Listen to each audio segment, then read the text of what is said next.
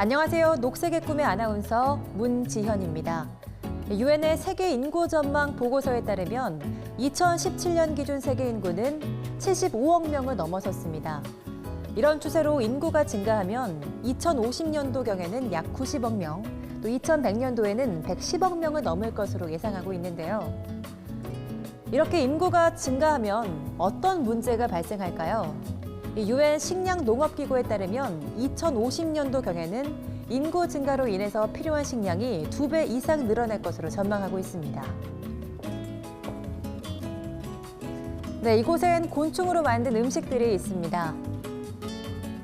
지금 제가 들고 있는 건 곤충으로 만든 피자인데요. 이렇게 단백질이 풍부한 곤충들이 미래 우리 주요 식량이 될 수 있다는 이야기가 많습니다.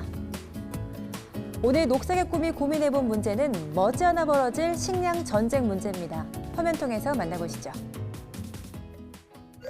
최근 고단백 저칼로리 식품 재료로 새롭게 떠오르고 있는 것, 바로 곤충이다.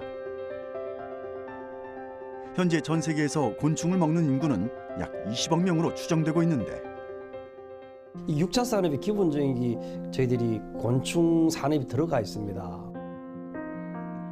국내 곤충 시장 규모는 약 3,039억 원. 세계적으로 곤충 시장이 매년 성장한 가운데 우리나라에서도 곤충 산업이 미래 유망 산업으로 주목받고 있다. 얼마 전까지만 해도 혐오스럽다는 인식이 강해 천대받았던 곤충이 새로운 자원으로 재조명되고 있는데 미래 식량의 대안으로 떠오르고 있는 곤충에 대해 알아보자.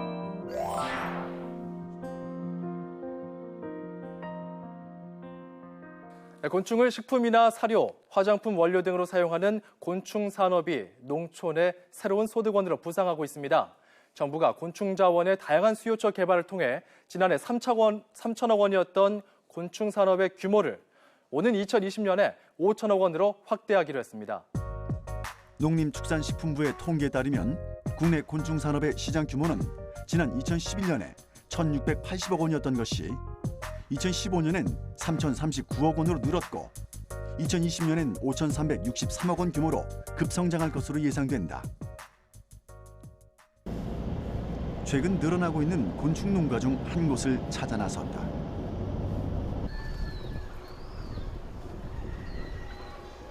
경북 문경 산양면. 산속에 자리 잡은 한 농가. 그런데 농가에서 가장 먼저 볼 수 있었던 건 곤충이 아니라 바로 닭들이었는데 혹시 잘못 찾아온 건 아닐까 의심이 들었다. 바로 그때 닭의 모이를 챙기기 위해 나온 농장 주인을 만날 수 있었다. 한눈에 보기에도 꽤 많은 수의 닭들.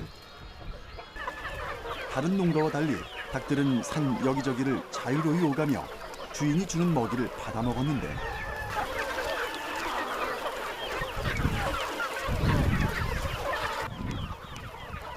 닭에게 주는 모이를 가만히 살펴보니 꿈틀댄다. 살아있는 모이인 것이다. 지금 이게 일반 닭모이 같지가 않은데 예. 얘는 어떤 사료인가요? 얘는 동해등의 유충이에요. 동해등해라는 게 어떤 건가요? 동해등해는 파리과에 속하는 곤충입니다. 근데 그렇게 살아있는 걸 아이들이 먹나요? 살아있는 걸 원래 더 좋아하죠. 말린 것보다는 영양도 더 충분하고요. 이게 바로 닭들이 가장 좋아하는 먹이라고 하는데 동해등해라는 곤충의 애벌레다. 파리목 동해등해과에 속하는 동해등해는 더러운 환경에서도 살 수 있는 강한 항생 물질을 갖고 있으며 한 번에 약 1,000개의 알을 낳을 수 있어 번식력도 좋은 곤충이다. 지금 여기 닭이 몇 마리인데 어느 정도 양을 먹나요? 하루에 저희가 총 6,000마리 애들한테 하루에 이렇게 살아있는 생충으로 한 40kg 정도 뿌려주고 있어요.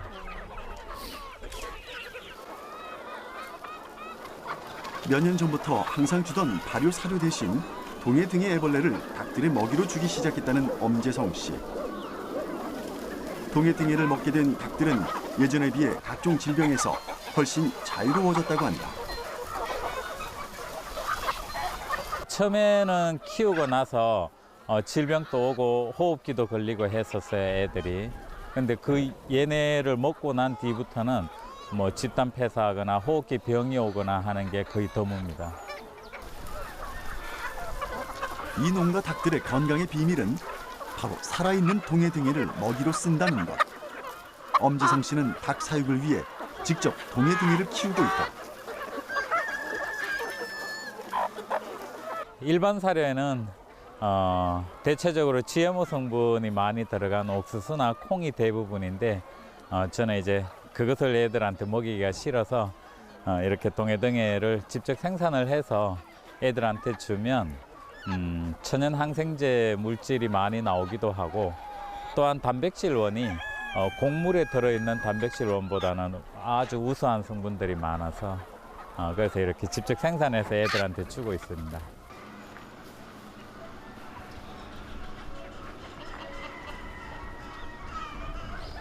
농가 안쪽에는 동해등이를 키우는 곤충 사육시설이 마련돼 있었는데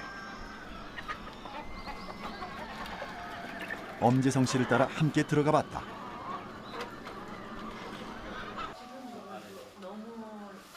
약 330제곱미터, 100여 평 규모의 이 사육실에서는 약 600만 마리의 동해등해가 사육되고 있다. 바로 여기 꿈틀거리고 있는 것들이 동해등해의 애벌레. 그렇다면 이 동해등해는 뭘 먹고 사는 걸까?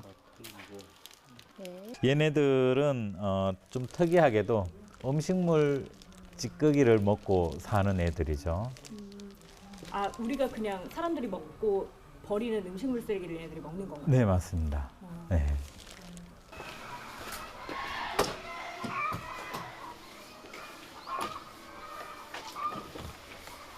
수백만 마리의 동해등해를 사육하기 위해서는 엄청난 양의 음식물 쓰레기가 필요하다.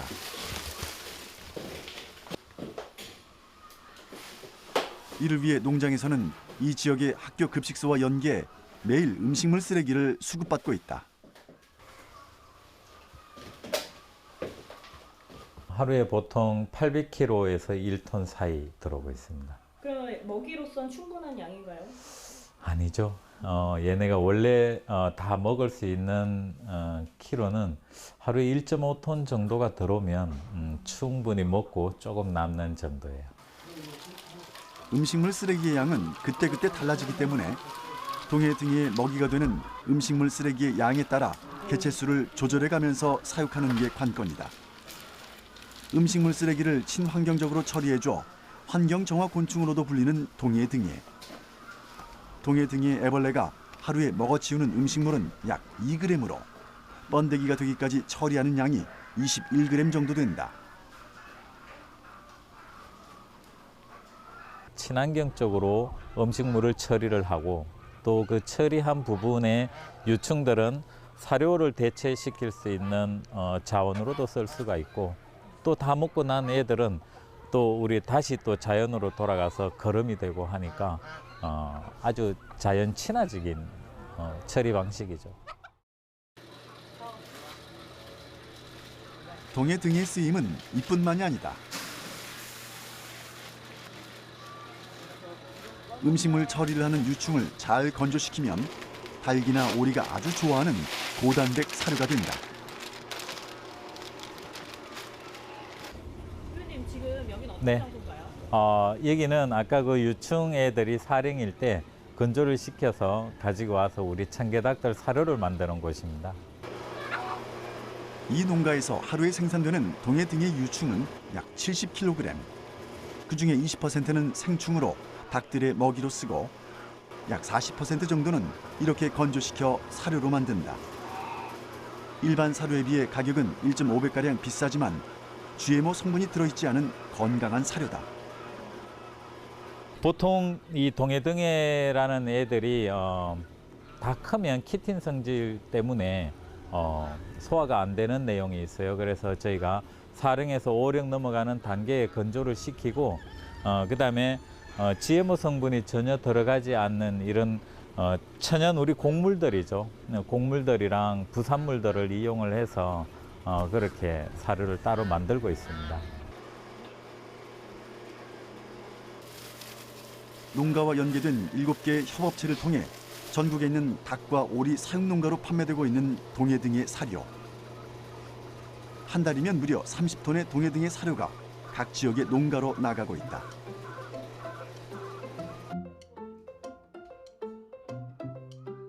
동해등에는 시기별로 그 활용도가 조금씩 달라진다. 가장 쓰임새가 좋은 건 역시 음식물 쓰레기를 처리하고 사료로도 만들어지는 유충이다. 하지만 같은 유충이어도 태어난 일수에 따라 크기와 색깔이 다르고 쓰임도 다르다. 색깔이 조금씩 다른데 왜 그런 거예요? 여기 있는 애들은 이제 클 만큼 다 컸고 오령 이제 시기가 좀 지나서 성충이 되려고 준비 중인 애들입니다. 여기에서는. 그 검정색이 됐다는 게 네, 번데기화가 돼 가고 있다는 거죠. 번데기가 되기 전까지 열심히 음식물 쓰레기를 처리하는 유충. 사령 미만의 유충들은 사료로도 만들어지며 사령 이상이 되면 완전히 키워 다시 알을 낳는 성충이 된다. 얘네가 보통 사령 미만의 애들은 우리 사료를 만드는 데 사용을 하고 사령 이상이 돼서 이 갈변 시기가 오는 애들은 더 키워서 성충을 만들고 난 다음에 알을 받고 나는 그런 순환적인 구조를 가지고 있습니다. 닭과 반려견들의 사료와 보충제로 또 유기농 퇴비나 연료의 소재로 쓰이는 버릴 게 하나도 없는 착한 곤충. 게다가 우리가 먹고 버리는 음식물 쓰레기까지 처리해주는 동해등에는 신이 주신 곤충이란 별명까지 갖고 있다. 하지만 아직까지 그 가치에 비해 활용도가 크지 않은 실정이다. 아직까지 동해등해를 곤충으로 봤을 때 동해등해를 키울 수 있는 사육장이 다른 곤충들보다 비용이 많이 듭니다. 가령 지금 간단하게만 키운다고 해도 비용적으로 뭐 억 단위가 들어가야 되고 또한 음식물을 수급해오는 과정 이것이 제일 어려운 난관이죠. 그 처음에 동해등해를 키우시는 분들이 제일 어렵게 생각하는 부분이 매일같이 음식물을 1톤 정도를 직접 가서 수거를 해와야 된다는 그 점이 제일 어려운 점이죠. 또 다른 곤충 사육 농가를 찾아가 보았다.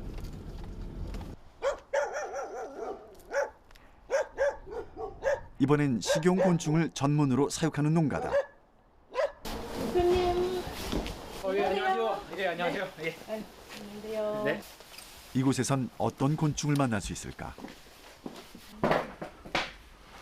여기 보시면은 이 흰 점박이 꽃무지의 성충, 그 풍뎅이가 있어요. 식용 곤충의 대표 품종으로 흰 점박이 꽃무지라는 예쁜 이름을 가진 곤충. 꽃무지과에 속하는 대형 풍뎅이로 유충인 군뱅이를 식용으로 많이 쓴다. 이 보시면 특징이 이 등 껍질에 흰 색깔 점무늬가 있어요. 그래서 이름이 흰 점박이 꽃무지 이렇습니다.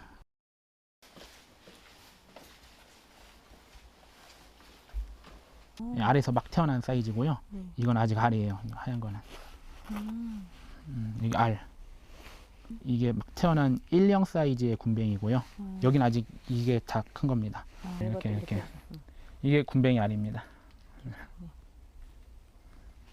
군뱅이 알.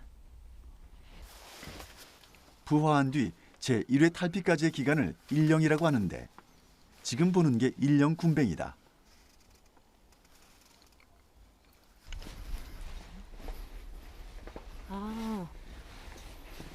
예, 이제 보시면은 아까는 굉장히 작았잖아요. 알도 있고. 근데 이거 같은 경우에는 2령 군뱅이. 그러니까 1령보다 조금 크다고 보시면 돼요. 얼마 정도 기간이 됐다고 이 정도면 한 달 정도 키운 거예요. 이번엔 부화한 지 한 달 정도 된 2령 군뱅이다. 좀 더 키운 게 있어요. 네. 이건 한 3달 가까이 키운 건데 네. 이건 다 큰 거예요. 이 정도면. 다 컸기 때문에 이제 이 정도면은 식용으로 소비가 됩니다. 여기서 더 키우면은 풍뎅이가 돼버려요. 아까 처음에 보신 그 풍뎅이가 되기 때문에. 예. 석 달 정도 키우면 식용으로 쓰이게 되는데 최근엔 건강식품으로 또 각종 요리의 재료로 많이 활용되고 있다. 군뱅이 사육의 적정 온도는 25도에서 30도 사이고요.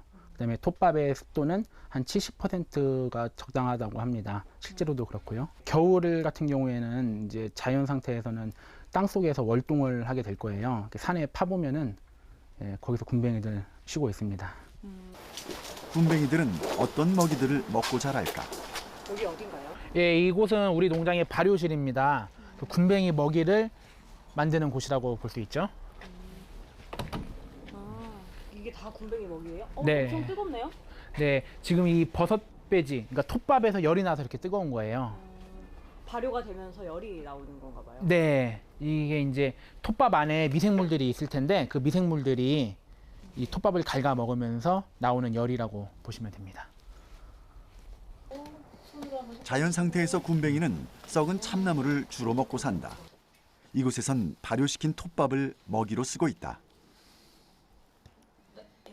버섯 농장에서 버섯 수확하고 남은 폐 배지를 저희가 받아오는 거예요. 그래서 그 받아오는 그 폐 배지로 군뱅이 먹이를 만드는 겁니다.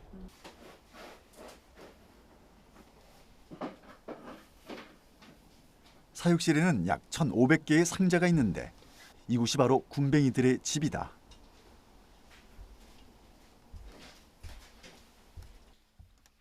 이곳에서 약 15만 마리의 흰점박이 꽃무지들이 365일 사육되고 있다.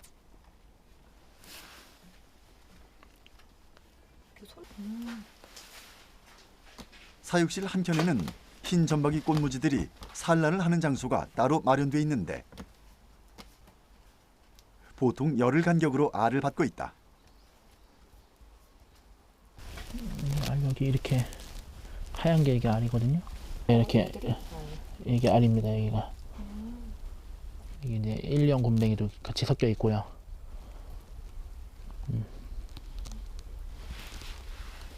천천히 주면 돼요.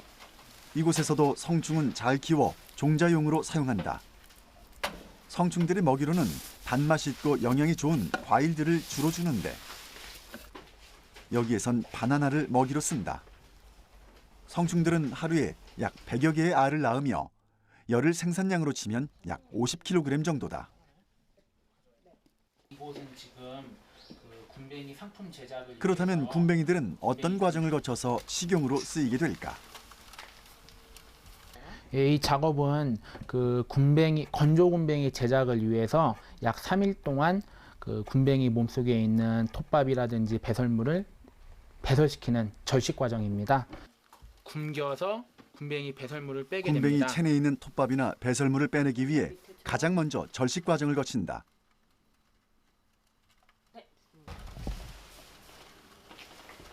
절식 과정을 거친 군뱅이들은 깨끗하게 세척시킨 후 뜨거운 물에 넣어 다시 살균 처리를 한다.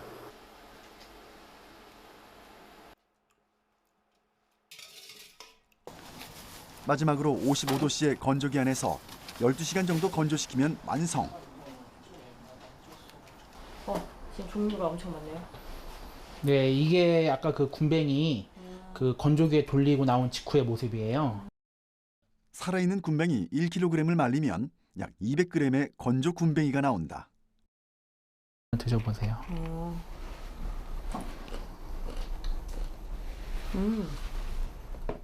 뭔가 네, 새우 같은데요? 네, 말린 새우 그런 맛이 좀 날 거예요. 단백질 성분이 풍부하고 간 기능 개선에도 도움을 주는 것으로 알려진 군뱅이는 식용 곤충 중에서도 몸값이 비싼 편에 속한다. 군뱅이 모양 그대로 말리거나 가루나 진액으로 가공해 다양한 형태로 판매된다. 하지만 아직까지 판로 개척에 어려움을 겪는 농가들이 많다. 김철호 씨는 나름의 방법을 통해 농가 홍보에 나서고 있다. 이 가까운 지역에 계신 분들이 제 농장 블로그를 보고 찾아 들어오시죠. 그래서 농장 구경도 하고 견학도 하고 이제 어떻게 키웠는지도 한번 보고 그 다음에 이제 구매가 이루어지고 있습니다. 지난 2014년 군뱅이 농장을 시작하면서부터 쓰기 시작한 군뱅이 사육일지를 통해 농장이 점차 알려지기 시작했고 지금은 체험학습과 교육까지 진행하고 있다. 이런 수도권에서 이렇게 큰 땅도 아닌 조그만 공간에서 이렇게 많이 키울 수 있다는 거에 대해서 다들 놀라워하시고요. 곤충이 미래 대체 식량으로 주목받고 있는 이유는 엄청난 번식력을 갖고 있으며 영양학적으로도 고단백이라는 점.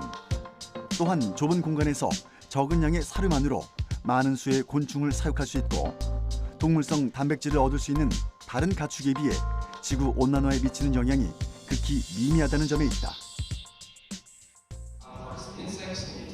전문가들은 세계 인구가 향후 30년 동안 20억 명 이상 증가할 것이며 이 인구가 소비할 곡물과 육류의 양 역시 상상 이상일 것으로 예측하고 있다. 지금 전 세계가 곤충 산업에 특히 주목하고 있는 이유다. 과거 혐오스럽다는 이유로 천대받았던 곤충이 빠르게 미래의 식량 자원으로 전환되고 있다. 2016년 국내 식용곤충의 시장 규모는 약 60억 원으로 추정되며 2020년에는 1,014억 원의 규모로 크게 증가할 것으로 전망된다.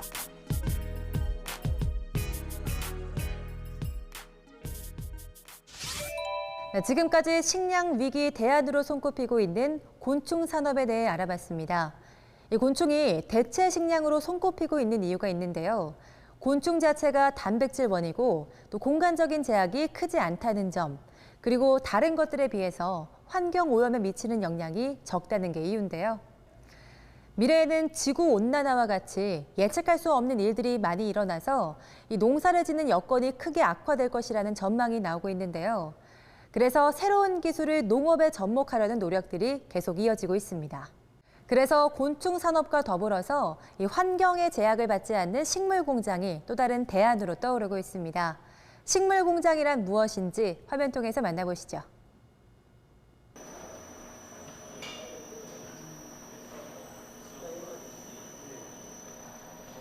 서울 도심에 위치한 한 식물 공장. 몇 년 전 문을 연 이곳에선 365일 식물에 대한 연구와 재배가 진행되고 있다. 특히 이곳에서 주목하고 있는 건 고부가가치 작물로 꼽히는 선인장이다. 교수님, 그 식물 공장에서 지금 선인장들이 지금 많이 보이는데 이 선인장이 많은 이유가 있으신가요? 네, 선인장은 사막식물이라서 물을 적게 필요하지만 물을 주면 수경 재배를 하면 훨씬 빨리 자랍니다. 그것이 하나 이유고요. 그 다음에 이제 선인장은 햇빛이 비칠 때 인공 재배를 하면 타는 경우가 많은데 우리가 빛을 조절하기 위해서 이렇게 4단으로 재배하니까 4배를 재배하면서도 빛을 최대한 활용할 수 있다. 이런 것이 하나의 또 하나의 장점이고, 그 다음에 이게 비싸게 팔 수 있으니까 소득이 높게 유지할 수 있습니다. 그래서 고부가 작물을 재배하는 그것이 세 번째 이유입니다. 들이는 노동력에 비해 비교적 고가에 판매되고 자동화 시스템으로 인해 대량 생산까지 가능해 아직까지 좋은 수익률을 내고 있다. 이것을 대량 생산해요. 예. 우리 용가 같은데 뭐 이거 1m씩 2m씩 자라는 거예요. 예. 끊습니다. 요 새끼들이 이 자구를 하나씩 땁니다. 그래가지고 이제 요것을 여기다가다가 딱 얹어 놓죠. 예. 한 3개월 남짓되면 이렇게 큽니다. 그럼 지금 이 노란색 전목생장 이 식물은 부가가치가 높은가요? 이것은 이제 보십시오. 배지가 아무것도 필요 없어요. 흙도 필요 없어요. 그 다음에 이거 식물만 키우면 되죠. 그 다음에 이거는 자고 따서 하면 되죠. 다시 말하면 원가나 재료비가 거의 없죠. 근데 이걸 1년에 3번에서 4번을 돌려버리니까. 그래서 요 부가가치가 생각보다 높습니다. 가변 운전이라고 돼요. 그림용으로. 태양광 대신에 LED 인공 조명이 24시간 빛을 발산하며 작물을 키워내는 이곳. 식물 공장은 빛, 온도, 습도, 이산화탄소 농도 등 작물 재배에 알맞은 조건을 자동화 시스템을 통해 유지시킨다. 딱 여기 맞게 되면 양액이 쫙 들어가는 거예요. 네, 들어가죠. 이렇게 내려가는 게 예, 보이죠? 조금 있으면 물이 나옵니다. 버튼 하나로 작물 전체에 영양분을 공급할 수 있으니 일일이 수작업으로 해야 하는 일반 농법에 비해 노동력이 훨씬 적게 든다.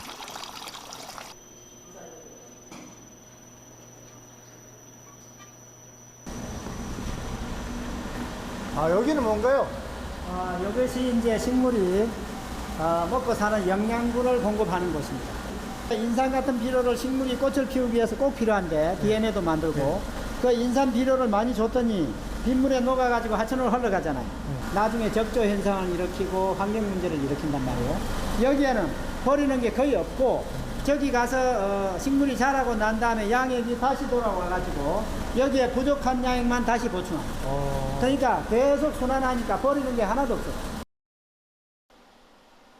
이런 시스템은 비료나 농약 사용 등 기존의 농업 재배가 환경에 미치는 안 좋은 영향도 줄일 수 있다는 게 또 하나의 장점으로 꼽힌다.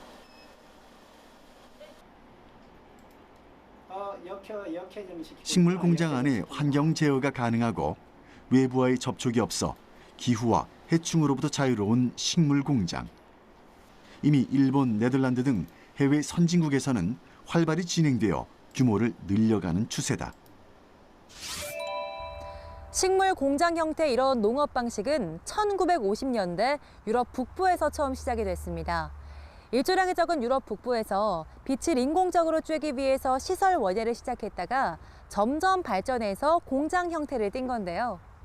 자연광과 달리 24시간 내내 광합성을 할 수 있기 때문에 단위 면적당 생산성이 높고 사막이나 남극 같은 곳에서도 재배할 수 있다는 게 큰 장점인데요. 식물 공장은 비닐하우스보다 더 확장된 개념으로 4계절 내내 재배할 수 있고 또 도시에도 설치할 수 있어서 유통 과정이 짧다는 점 때문에 각광받고 있습니다. 그렇다면 식물 공장에서 재배된 채소들은 어떤 과정을 통해서 우리 식탁으로 오는 걸까요?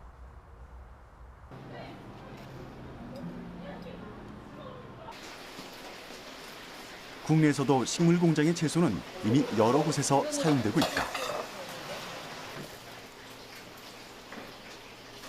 농약을 사용하지 않고도 해충 피해가 별로 없는 식물 공장의 채소는 친환경, 유기농 채소가 각광받는 요즘 시대의 흐름과 소비자들의 니즈가 부합해 많은 이들이 선호하고 있다.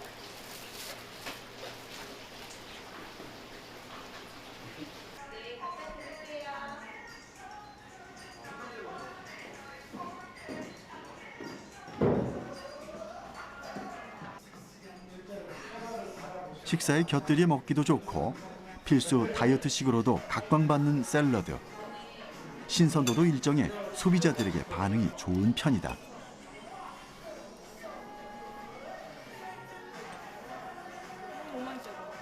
이렇게 그 물건 바뀌고 나서 가장 큰 장점은 뭐가 있었나요?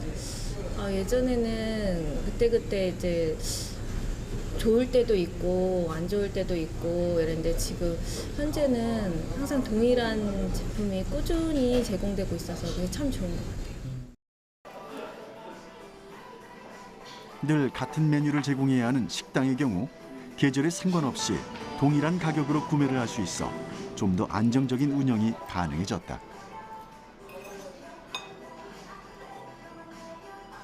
그렇다면 식물 공장의 채소들은 어떤 경로를 통해 소비자들의 식탁에 오르고 있을까?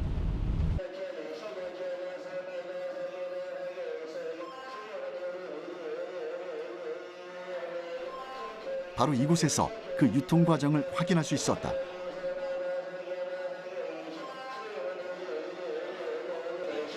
전국 각지에서 재배된 농산물들이 한자리에 모이는 농산물 경매장. 좋은 물건을 좀 더 싸게 구입하려는 도 소매업인들 사이에 눈치 작전이 펼쳐지고 치열한 경쟁 끝에 가격이 결정된다.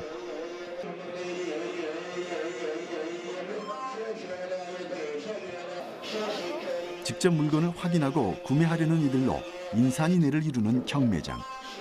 식물 공장에서 출하된 채소도 오늘 이곳에서 만날 수 있다. 바로 오늘 수확해 이곳으로 배송된 바질이 그 주인공이다. 좀 품질 차이는 어떤가요?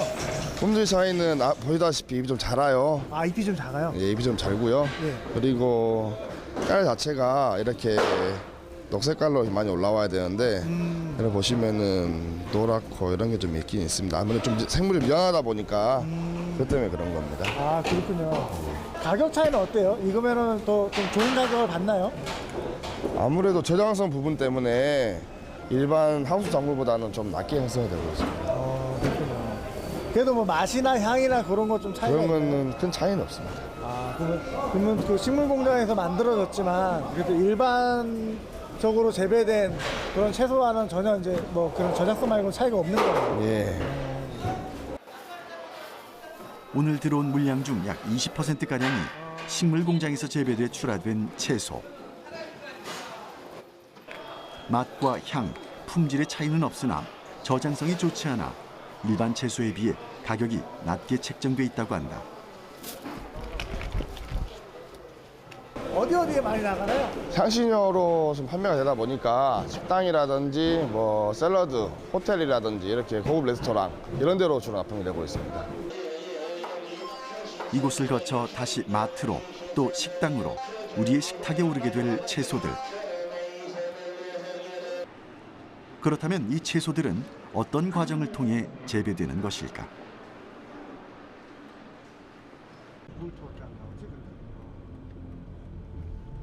그 과정을 보기 위해 경기도의 한 식물 공장으로 향했다.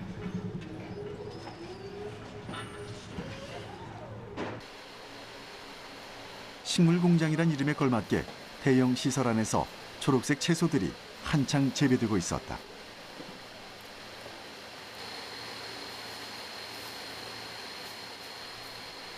이곳에서만 하루 최대 4,000포기 이상의 엽채류가 재배되고 있다고 한다.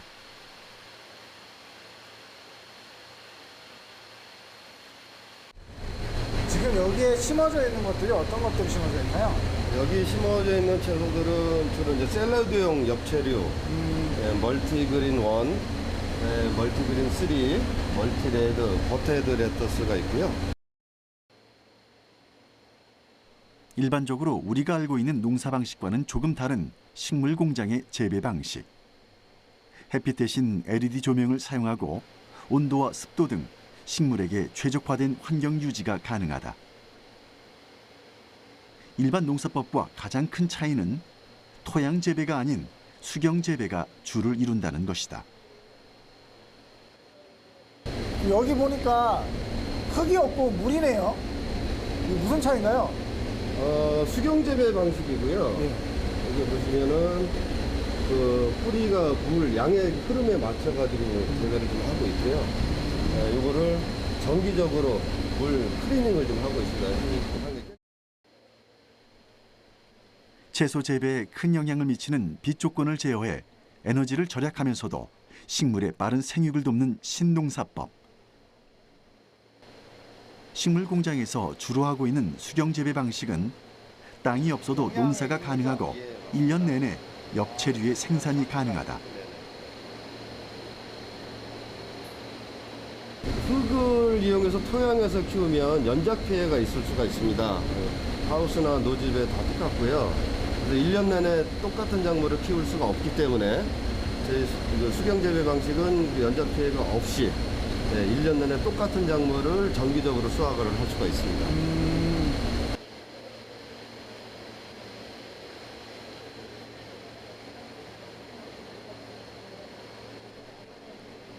채소가 잘 자라려면 적당한 바람도 필요한 법. 이를 위해 공장 안에 바람이 통할 수 있는 장치를 마련해 두었다. 빠른 생육이 가능하고 다단 재배를 통해 수확량도 높다는 게 수경 재배의 장점. 하우스보다 최소 12배에서 18배까지 단위 면적당 생산성이 높다. 또 계절이나 기상 상황에 따라 달라지는 수급 불균형의 문제도 상당 부분 해소가 가능하다. 이런 이유로 식물 공장은 급변하는 기후 환경에 적합한 미래 세대의 농업이 될 것이란 예측들이 많이 나오고 있는 상황이다. 그렇다면 식물 공장의 채소들은 어떤 과정을 통해 재배되고 있을까? 지금 이거는 모종인가요? 예, 모종입니다. 이 모종은 육묘 과정을 거쳐서 지금 이렇게 모종 상태로 키운 작물인데, 이거를 이제 정식 재배 가기 전에 이 단계는 이제 이식 과정입니다. 이식해서 어느 정도 좀 더 키운 다음에 장식 과정으로 넘어가게 됩니다. 그래서 여기다가 심은 다음에 이제 여기 위에 올리신다는 거죠? 예. 지금 올라가 있는 것들이 보이네요. 네네. 예. 오늘 작업하고 있는 거죠. 오늘 작업하시는 거고. 식물 공장의 재배 과정은 크게 파종, 육묘, 이식, 정식, 수확으로 나눠서 진행된다. 먼저 파종한 씨앗을 약 2주가량 키워 발화시킨 뒤 이식 과정을 거치고 또 약 12일 정도의 정식 과정을 거치면 수확할 수 있다.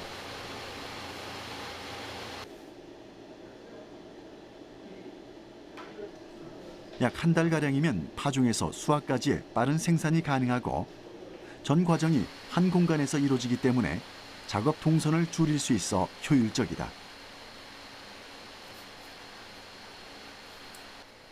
각자 맡은 파트를 분담해 일하기 때문에 작업 속도도 빠른 편. 또한 작업자들의 환경 자체도 기존의 노지나 하우스 재배보다 좋은 편이어서 같은 시간을 일해도 덜 힘들다는 게 장점이다.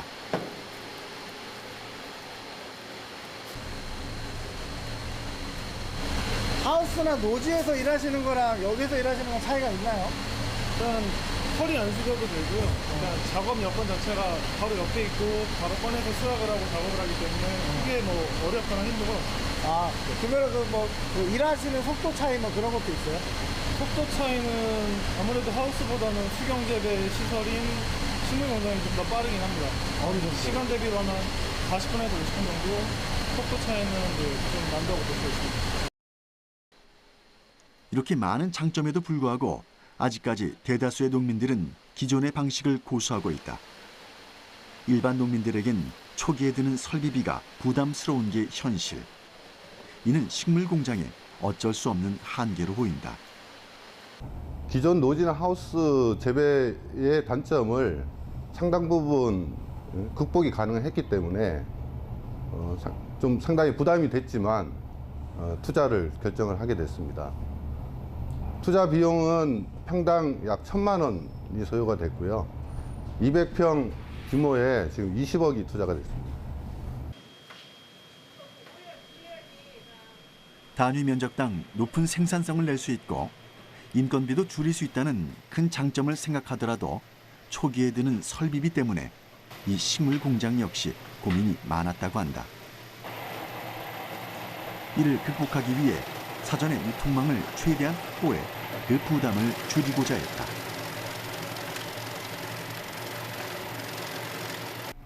식물 공장이 초기 설비 투자가 상당히 많이 드는 시스템인데 저희는 이미 기존 유통망이 다 준비가 되어 있었고 그 유통망을 활용을 해서 유통을 하기 때문에 마진을 확보할 수 있었습니다.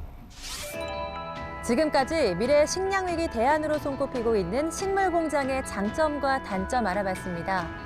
식물 공장은 단위 면적당 생산성이 높고 인건비가 적은 게 장점인데요. 반면에 이렇게 밀폐된 공간에서는 엽채류 재배는 가능하지만 과수와 곡물 재배는 아직까지 어렵다고 합니다. 그리고 초기 설치 비용이 굉장히 높아서 경제성이 낮다는 의견이 많은데요. 24시간 내내 인공광을 찔 때 필요한 에너지 비용에 비해서 이 농작물 가격이 낮아 사업성이 낮다는 게 또 의견인데요. 하지만 아직까지는 발전하는 단계입니다. 에너지와 또 경제성까지 고려한 지속적인 연구를 통해서 이런 단점도 극복했으면 좋겠습니다. 오늘 제가 준비한 이야기는 여기까지입니다. 다음 시간에 돌아오겠습니다. 차세대 식량 자원으로 새롭게 떠오르고 있는 곤충. 햇빛이 없고 땅이 없어도 1년 내내 안정적으로 작물을 생산할 수 있는 식물 공장.